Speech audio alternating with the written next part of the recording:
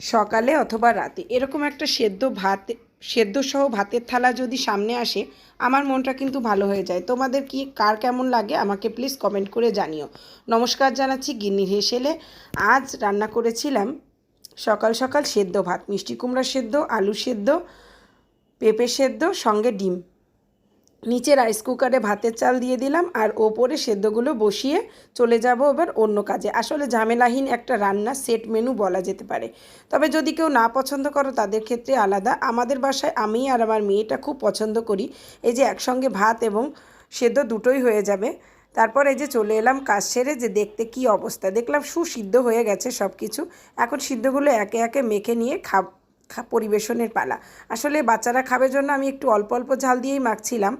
যাই হোক, আমার ভিডিওগুলো যদি তোমাদের একটুও ভালো লাগে তাহলে প্লিজ আমার ভিডিওতে একটু কমেন্ট করে লাইক করে পাশে থেকো। নতুন পেজ, তাই তোমাদের সবার আশীর্বাদ সবার ভালোবাসা নিয়েই আমাকে এগিয়ে যেতে হবে।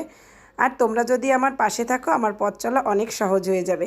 তো আজকে আমি করেছিলাম আলু সেদ্ধ, ডিম সেদ্ধ একসঙ্গে মাখা, পেঁপে সেদ্ধ আর হলো মিষ্টি কুমড়া সেদ্ধ। তোমরা যদি কেউ এরকম সেদ্ধ ভাত এই গরমে খেতে চাও, শরীরের পক্ষেও ভালো। তো দেখা হচ্ছে অন্য কোনো ভিডিওতে। প্লিজ লাইক কমেন্ট ফলো করে আমার পাশে থেকো। নমস্কার।